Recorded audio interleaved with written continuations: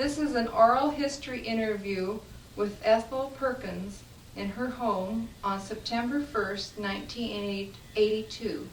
The interviewer is Susan Gortner. Mrs. Perkins, where was your father born? In Edinburgh, Indiana. And your mother?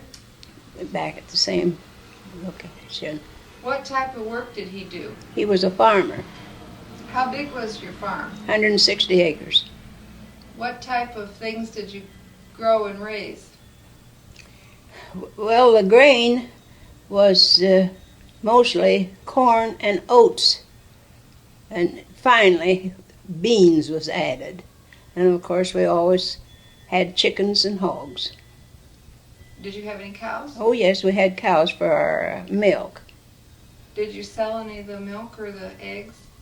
We sold eggs, but we didn't have that much milk. How many people helped your father on the farm? He usually had one hired man after the children were gone from farm. Did you ever help him harvest? No. Do you remember watching him, how they did it? Oh, yes. I've been out in the field and when they was shocking oats and such as that, but I never felt that I was doing much help. How did they used to do it? Well, we always had a binder that cut the oats. A lot of people raised wheat, and then the men went along and put shocks together, and a shock on top to keep the water from going down into the shock so much. And that's what you call a binder? Well, the binder was a big instrument that cut the grain. Oh, I see. Cut it and tied them into bundles. Uh-huh. And then you put, I imagine 6 or 7 bundles to make a shock. How did the binder move? Was it pulled by a horse? By 4 horses. 4 horses. And how about the beans? Did you have soybeans? And my father didn't raise, They hadn't started growing them yet. Did you sell any of your hogs? Oh, yes. Did you ever have to help with the butchering? Oh, yeah. What was your job? Did you like it? Well, when I was a child, I just usually came home from school and just kind of helped clean up probably. But then when I got older, I got so I could help clean the casings and stuff sausage and such as that. Mm-hmm. And then, of course, we always canned sausage and tenderloin. And lots of times we did some of the backbone. Could you keep most of your meat for one winter that way? Oh, yes, that's what we did. We cured the hams and the sides. Did you have a smokehouse? Yes. Used for curing? Yeah. And then we usually hung it in the basement after it was cured. Do you know how long your parents attended school? No. I know they never went to college or anything like that. Do you know what the ancestral origin is of your last name? Perkins? Mm-hmm. Is it I don't know. is it English or? I never ever thought about that. Where did your first ancestors settle in the United States? Do you know? Out close to Edinburgh, Indiana. Brown County, Indiana. And you said where had your mother's side of the family come from? From England. Mm-hmm. And was she the first generation here? Yeah, she was one of the 2 younger children of the family. All the other children were born in England. So she was born here? Here. Did your mother ever work outside the home? No. No. Did you ever have anybody live with you that wasn't part of your family? Well, after we moved to town, there was a elderly lady who lived with us a couple of years before she died. Did you ever have any grandparents live with your family when you were growing up? No, my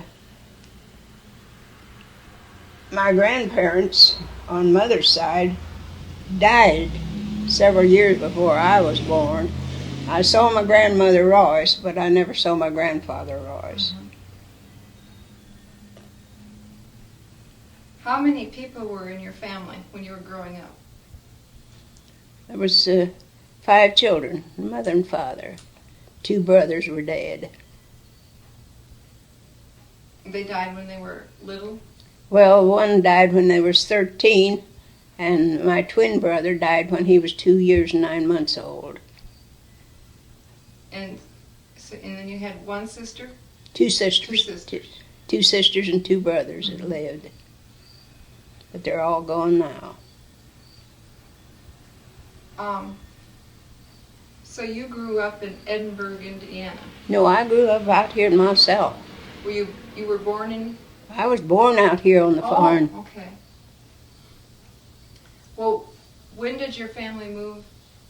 1870, they moved out to Illinois. And then you were born out here. In 91.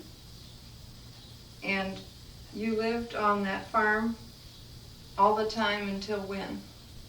Well, we moved to town in 1911. Then I moved back to the farm in 1920. And when you moved to Monticello, where did you live? Right here. Right here at this is 609 East Washington. East Washington. Did your father build this house? Yes, had it built. Why did they move to town? Because my brother got married and he took over the farm. And Pa got to the age that he couldn't manage farming. Did he do anything when he moved to town? No. Any kind of job? No. When you were growing up, did you help with the cooking? Oh, yeah. What kind of things did you help make? I never made pies. Mother always made the pies, but I made cookies and the cakes. But then I helped with the cooking on the stove and such as that. Did you help with the baking of breads and things? Mother usually did that. What type of chores did you have? I always had to keep the cob box and the coal bucket filled. How often did you have to fill it? Well, it was big enough that if I got it filled up of an evening, it was lasted till the next evening. What was your sister's job? She helped with the housework, and then she did most of the sewing, and she took care of the chickens and the eggs. And then she taught school when she got out of school. Did you take your eggs To here to the store? Into Monticello, and you took them to the store and they sold them for you? Well, they bought them, Uh-huh. and they paid us so much a dozen for them. What store did you take them to? I think the name was Hazard. Where was it? On the west side of the square, along about where Surrey's north room is, right along in there. What about your brothers? What type of chores did they do to help? Oh, help with the feeding, and they did, of course, the farm work, the plowing, and such as that. Of course, Oscar was enough older than me that by the time I got up and going, he was off to college or away from home most of the time. Where did you go to school? Just at Independent, a country school, about a mile and a quarter from home. And then the last last 2 years in high school here at Monticello. How far did you have to travel from your farm to the independent school? Mile and a quarter. Did you walk or? Yes. What was the school like? Well, sometimes we had as high as 22 scholars. It was heated by a big coal stove, and we had all the grades at that time, and had a good time before school and recess and noons playing ball. How long was your school day, do you recall? We started at 9 o'clock till 4. Did you just have one teacher? One teacher. Was it the same teacher for several years for you? Oh, sometimes 2 or 3 years at a time. Most of them were what I would call good teachers. We had one especially good in arithmetic, and when I see little kids using these computers now, I think, oh, how glad I am that he made us learn subtraction and addition and division by just putting it by sight. Mm-hmm. You said it was a he. Did you have? Well, we had men and women both, but this was a man teacher that was so good in arithmetic. Uh-huh. And then you came in here to high school. For the last 2 years. How big was the high school at that time? The whole high school was 74. Do you remember how many were in your class? 10. 10. How many different, do you recall, have any idea how many different teachers there were? 4. Just 4. Mm-hmm. When you graduated from high school, then what did you do? I had always been at home because my eyes kind of got so they wouldn't let me study so much, so I just stayed home. Uh-huh. And when did you meet your husband? Oh,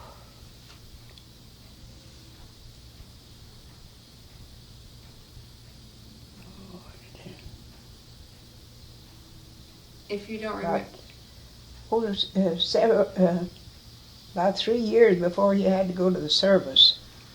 Was that after you were out of high school? Oh, yeah. How did you happen to meet him? Just with a group of young folks that lived out there in that area. Uh-huh. Had he always lived in this area? No, he lived up more around Lodge at that time. But the family had just rented a farm out just east of us. And so it just made 1 or 2 more in our group of young folks.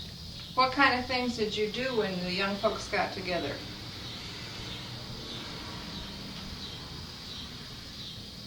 Oh, God. I don't remember. Do you remember the first time you met your husband? What you were doing? I think a bunch of us went over to Champaign just to look around the university grounds, if I can remember. And then I knew that he had to go to service, so we just planned it that way. How long did you date each other before you got married? Oh, I think we dated each other 2 years before he went to service for about 2 years. Now, when was he in The Army. the Army? Was he in World War I? He was halfway across the ocean when the armistice was signed, but then he had to stay over in France helping clean up and such for about a year. And then he came back here. Mm-hmm. What kind of things did you do while you were dating? Where did you go or what did you do? Now, we didn't do a lot of those things then like they do now. What would be a typical date?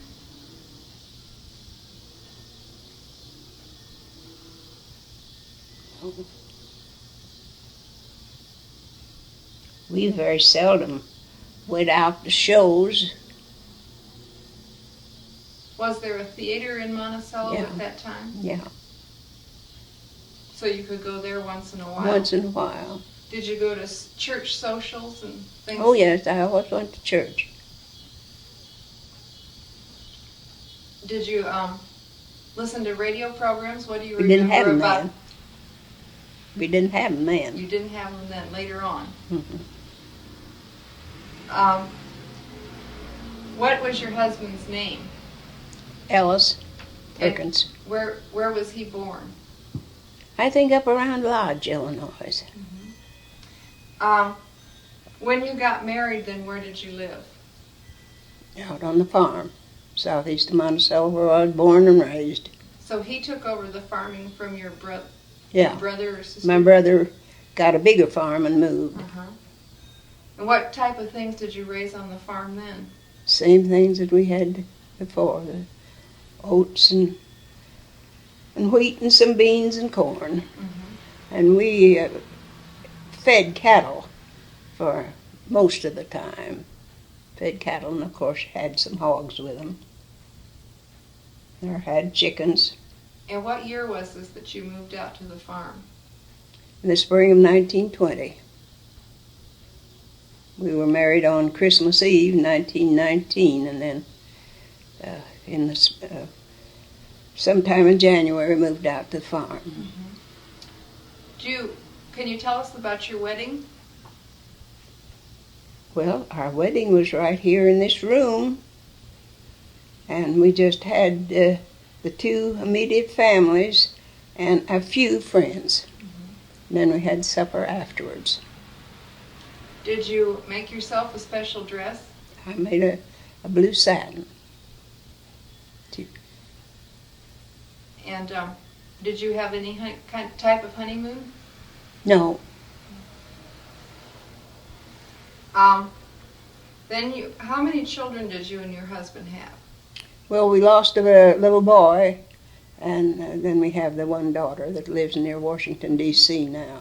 And she was born on the farm? Yes. Well, she wasn't born on the farm. She's born in Decatur, but we was living on the farm. Was she born at Decatur Hospital then? Macon County. Was it fairly usual at that point for people to go to the hospital or to have their children, or did most of them still have them at home? I think most of them had it at home, but since we lost the baby boy, I felt that the hospital was the safest place. How long did it take you to get to the hospital? Well, we thrashed this particular day, and so I sorted all the extra food we had left and put it in pans and brought it here to my mother to eat while I went down to the hospital. So we went down there, and I stayed all night at a house 3 blocks south of the Decatur Hospital. And I woke up at 5 o'clock and got up and dressed and then walked to the hospital. And they called the Monticello doctor, and he came down. So you walked to the hospital yourself and had your baby. How long after? Alice was sitting in the hallway as we came from the delivery room. So you didn't take too long then? No. And then how long did you stay in the hospital? 14 days. I never was up for 9 days. So that makes a lot of difference from the way they do it now. Was the baby kept separate in a nursery, or was Yeah. it? So you just got to see the baby for feedings and things? And then you went back to the farm. Did you have any help after you got? I had to help for a while. Now, how long did you stay on the farm then? Till 1938. What made you move into town? Because he was in the international implement business, and our daughter was going to high school. So you moved to this house. Here. And who took over the farm? And my brother. Does the family still own the farm? I own 80 acres, the north 80, that my father bought from the government.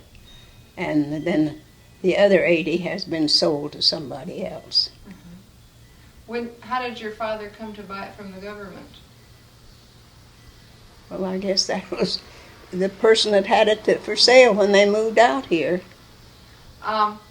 During World War I, do you remember any problems with shortages or rationing? Oh my goodness. There was a lot. You had to be careful of what you bought and how you used things. Now with sugar, we could get just so much sugar. And so it was at that time that I got to the place where I didn't use sugar on any cereals or in the coffee that I drank. And I never have Did gotten you have coupon booklets? Yeah. Where did you get those? Oh, some place uptown, I suppose, as some particular office. What were some of the other things that were rationed besides sugar? Gasoline, I think coffee.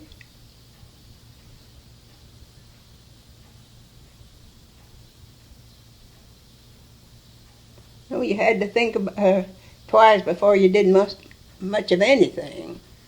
Did your family have a car at that point? No.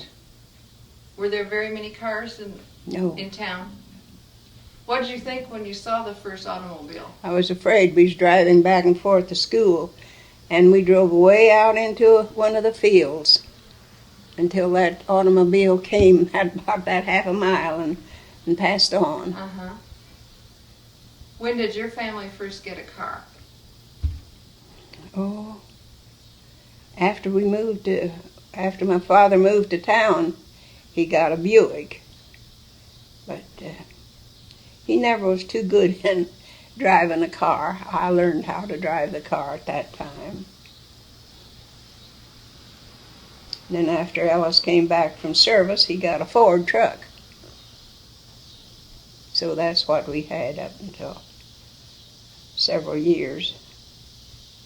What type of roads did they have in this area? Like if you were going to Champaign or Decatur? It was just dirt roads. It wasn't oiled. Mm-hmm. When do you recall when they started to oil them? What way would you take to go to Champaign? Straight east. Could you go down what we call Ridge Road now? Yeah. It Went was. straight east till it come to Route 45. It is now. Uh-huh. Was that Go- also a dirt road? Sure, it was a dirt road. And what about going to Decatur? Well, I think we went straight west to Maroa and then straight south to Decatur. Or there was another way of going down here to the south part of the county and going west to Decatur. But we didn't drive to Decatur very often when you had horse and buggies. Yeah. We had interurban there for a long time that most people used that. Did you ride on it very often? Oh, I wouldn't say very often, but when I needed to go, What was it like? just about like a big bus. It was just one car, or As a rule, it was just one car. do you have any idea how many times a day it went? Oh, probably 4 times. How long would it take you to get from Monticello to Champaign? Oh, not too long. It's only about 30 miles over there. And then we knew what time it was going to start home, and we'd get home about 5 o'clock of an evening. Where did the interurban let you off in downtown Champaign? You don't recall? Where did you get on down here in Monticello? I think it's right north of that house, that oil station. The Standard Oil Station? Maybe it was the Standard. Do you recall how much it cost to ride that? Let's see.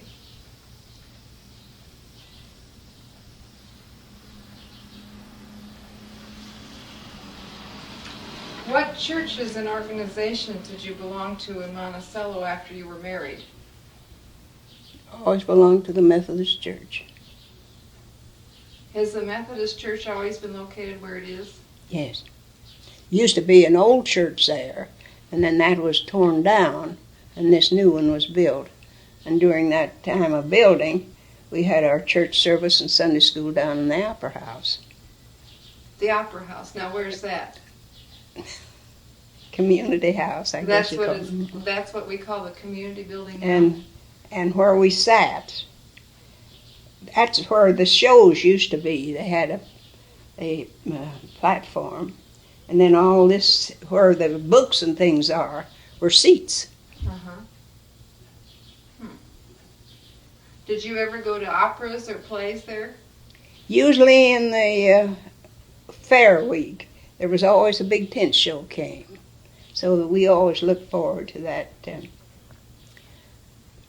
What type of tent show did they have? Oh, just tent shows, all I can remember. What type of things did they do during Fair Week? Oh, they had races out at the fairground. The amphitheater, my other little kids, we used to go up and down those steps and go across and across. Spend their money for ice cream.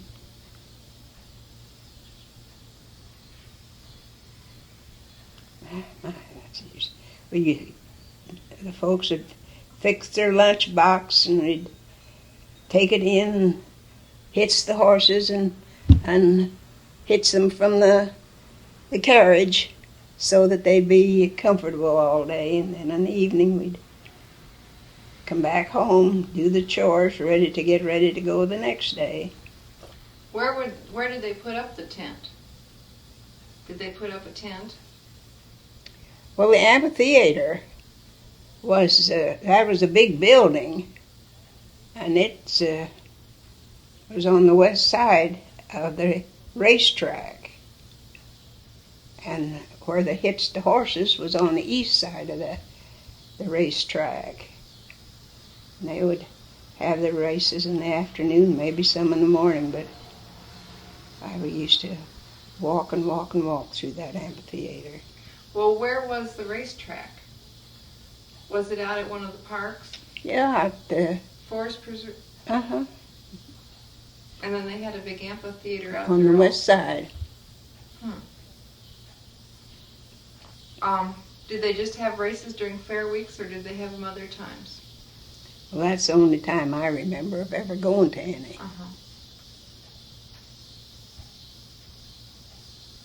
Do you recall when you got your first radio, what kind of programs you listened to? No, I don't do it. I know we had earphones to it. We'd been married several years before we had our first radio.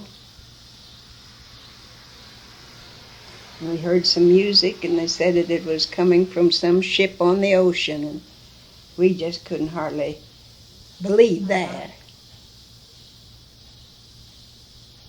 Later on, what type of programs did you listen to? Did you have any favorites? Oh, those I don't remember.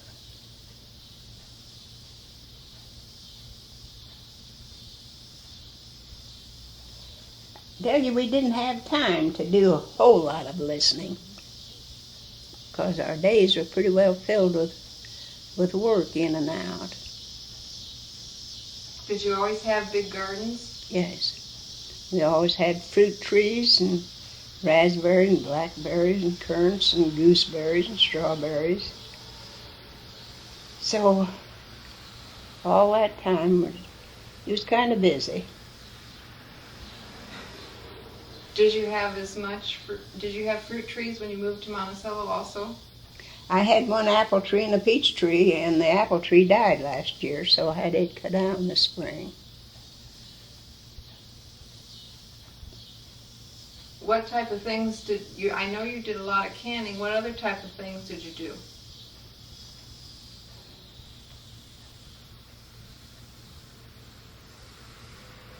Well, some things we dried, like dried peaches and pears and apples and corn. So we had those any time by soaking them, probably overnight or a while, and then cooking them. So that made a whole lot of difference. About all we had to buy was our sugar and coffee and flour. Uh-huh. How did you dry your fruit? Usually we had a shed roof, and on nice days we put a big sheet up there, and then spread the sliced fruit on that sheet where it got all the sunshine and the air. How long would it take to dry things? Oh, it'd take maybe a week, probably, I think. It was kind of according to how much juice is in the certain fruit that you're trying to do. But now then, when I want to dry something, I just do it in the oven. I did a bushel of sweet corn by drying it in the oven this year. Now, how do you use the corn after it's dried? Well, I soaked it in hot water I cut the corn off the cob, and the recipe, I added so much sugar and salt and butter, sugar, salt, butter, a little cream, I think, and cooked that a little bit, and then put it in cookie sheets and put it in the slow oven, and then stirred it every once in a while so that it'd get dried at the top as well as at the bottom. What would you use the corn for later? To eat. Just eat like it is. You wouldn't put water back on it and cook it or anything? Yeah, you have to do that to get that moisture you back could. in it again. So it wasn't like a popcorn, then you cooked Oh, it no. again. How would you store things like that then? In glass cans. Did you can much meat? We can the, what you call the offal, sausage and tenderloins and some ribs and some meat over the backbones. And what did you call that? Offals. Offals? Then we used to can chicken, cook it up and put it in cans and boil it. So we could have chicken in just a little bit of notice to open a can. Did you have any chickens when you moved to town? Yeah. Did most people have chickens? Oh, I wouldn't say most, but then people that was raised on all that kind of work, they had a little chicken pen out there. How big was Monticello when you first moved to town? It was some over 2,000. And now it's way over 4,000. How has the town changed? Well, it has grown, and the stores have all changed to some extent, new owners in practically every place. Nearly all the churches have been rebuilt. At that time, I don't think we had much more than about 3 churches, and now I think we've got 13. Your church services, did you go to church more than once a day on Sundays? No, we usually driving from the country once a day, but then when we had the certain services that we wanted to go to, we'd drive in at night. Mm-hmm. Did they always have a Sunday evening service then? Yes. Did they have a Wednesday night service at that time? Mm-hmm. Did you attend them when you moved to town then? Yes, at that time. Mm-hmm. And then, I don't know just what time it was. One of the ministers felt that if we had a morning service and the people would come to that, if they wouldn't come to both services, So they finally didn't have any evening service. And so they haven't had any evening service for several years.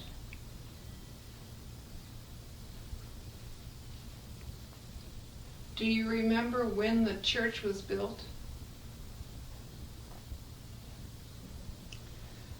Oh,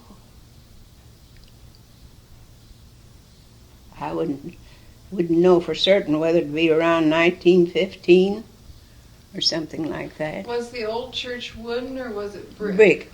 Brick. About how many rooms did it have? One room. We had two openings at the north end of the church where you come in, and then there was the big room. And then I think the choir had a room back of the choir business. Was there a basement or anything for Sunday school? Everything was in that one room. About how many people went to church there then? Oh, I don't know. I know I have said many times that I can remember if there was 5 men in the audience. That was about as many as you could expect. Did you have many church socials on Sundays or picnics? I can't remember that we did. Was it common for the minister to come and eat dinner with the Yeah. families? I feel kind of mean to think I haven't had ours while he's been here, but I haven't. Did he go someplace almost every Sunday then? I can't remember that. I don't remember whether we had him on Sunday or just during the week. Was the church parsonage where it is now? No, it was about 2 blocks east here on Buchanan Street. How many houses were in this area when you moved here? Well, there was just one house east of us at the time, and all the rest of them have been built since. Were most of the houses here between here and downtown? Yes, most of them are already here. And when you moved back here then after you were married, did you see quite a difference in the town? Had it grown quite a bit in that period? Yes, it had grown, but I just didn't think much about it. It was just home. What kind of shopping did you do on the square then? Anything we needed. What kind of stores were there? Oh, there was a grocery store and the Smith's dry goods store on the south side where the drugstore is now. Grocery store on the west side of the square, and a grocery store and the post office on the north side of the square. What kind of things did they sell in the dry goods store? Yard goods, and had some ready-made. Did very many people buy ready-made things then? Not too much then. Most everybody did what they could by sewing their own things. Now, when you moved back to town in 1938, that was during the Depression. Did the Depression affect your life very much? Not too much, because we always lived simply. Never spent anything more than we needed to.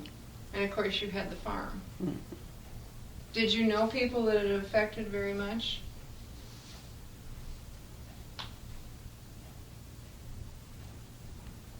Oh, I just know that there was a lot of farmers that couldn't keep it going. I know one year the corn crop was so bad that it was only making about 5 bushels to an acre, and Alice would just fence off so many rows of corn and turn the hogs out there and let them shuck the corn, and then when they got that cleaned up, he'd move it over so many rows again. So he just let the hogs shuck our corn. Mm-hmm.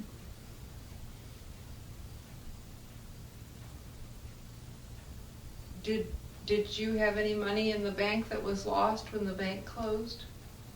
No, Do you recall the bank closing? yeah. But we had it borrowed so that we didn't lose any money. We had it borrowed from them. Do you recall how people felt when the bank closed? What they said about it? I don't remember what they said about it, but it made people feel awful bad that they were caught in that trap. And you just think now of these the people that had shares in grain over in these elevators, how they feel. Mm-hmm. It would be the same type of thing.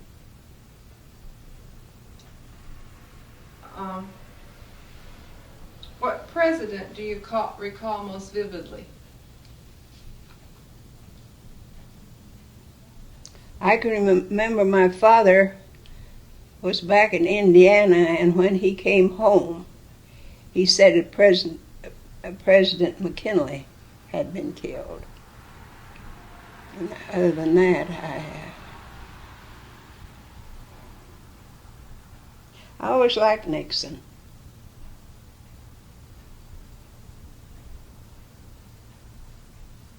What did you think of Franklin Roosevelt and the New Deal? I can't remember that much history about it.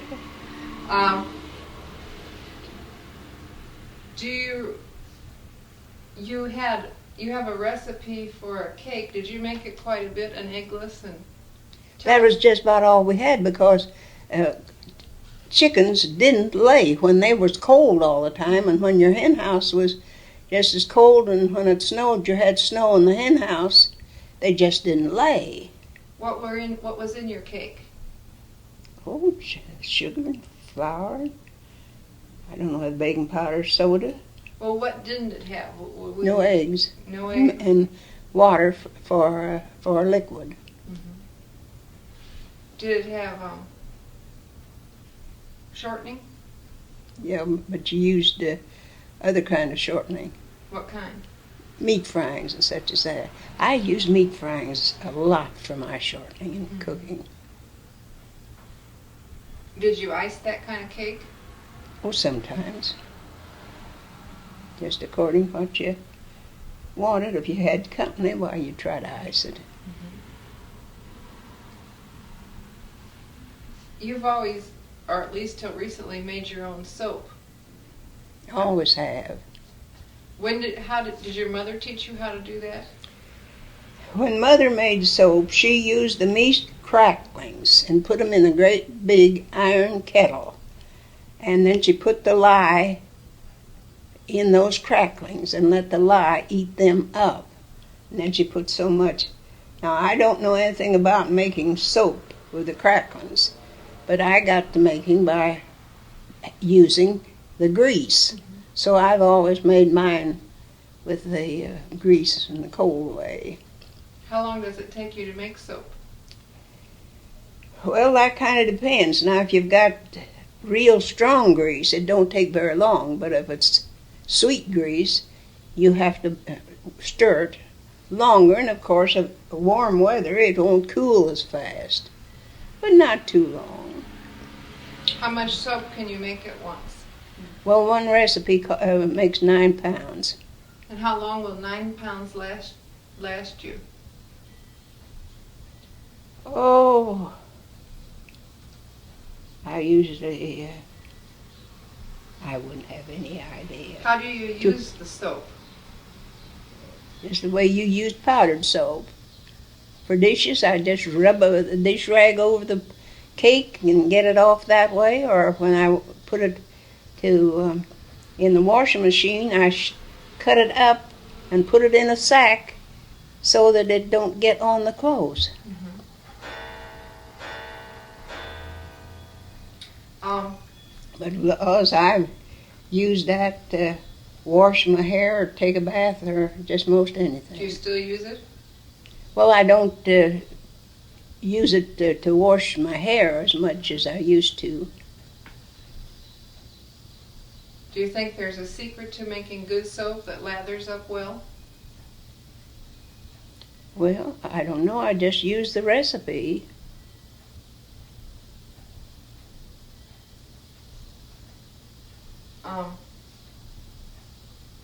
Do you remember where you were when you heard about Pearl Harbor? We were at church, and somebody came in the church during the service and told us about Pearl Harbor. Were you very shocked? Well, it was quite a conversation piece. I know we drove, while we were driving home, we was talking about what that meant.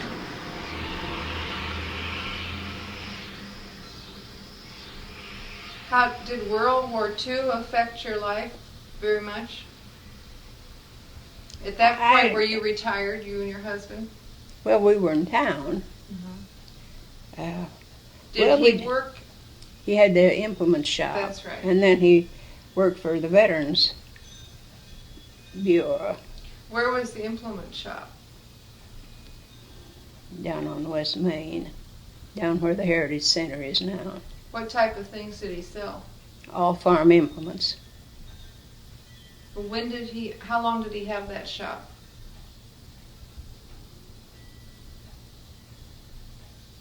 Oh, I don't know. How did he go to work? Did you say he worked for the Veterans Administration. How did he happen to do that? Well, he was asked to take over looking after these veterans that was coming back from service. From World War II? Mm-hmm. What kind of things did he have to do for them? Oh, see that they got their pay back and whether they could get a job. And was it very hard to find places for men to work when they came back? I don't think as much as it is now. Did you have rationing during World War II also? I can't remember that we did. Do you remember there being any shortages?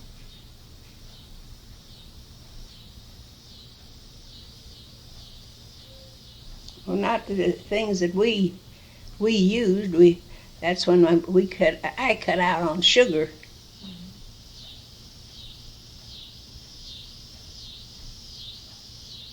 Yeah. How old was your daughter during World War II? Was she in school or? Well, she was born in 24. Uh-huh. And so she's married and living, where is she living? In Burtonsville, near Washington, D.C. And how many grandchildren do you have? I have 4 grandsons. Uh-huh. The oldest one is over in China, working now for the government. And where are the other 3? They're working right around Washington, D.C.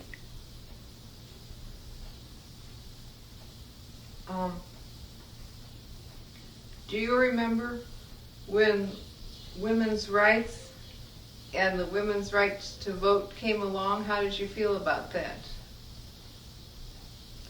Oh, I don't know. I can remember. That was before I was married, I believe. And I believe I was walking along the street and I said something to a group of boys that I knew. And they just didn't seem to think that the women needed to do the things that the men were doing. And there's some things I don't feel like the women ought to do. I think they ought to leave those jobs for the men. Do you remember the first election you voted in? Yes. I believe I did. Went down to the community building where the poll was. But I don't know who I voted for. Did you feel like that women deserved the right to vote? Oh, I think I did. Thought they had a right to give their opinions of things. Mm-hmm. Do you remember anybody being what they called a suffragette? No, I don't remember them. What do you recall of Prohibition? Well, I always was against liquor. And the more they would acknowledge that they shouldn't sell and buy and so on, I felt it was the best.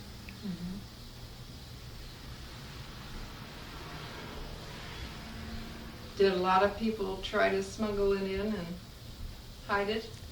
Oh, I imagine they did. I don't know that type of people,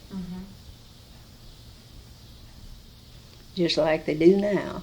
Did you remember any temperance meetings? Did you ever go to any? I can't remember we had any just special temperance meetings.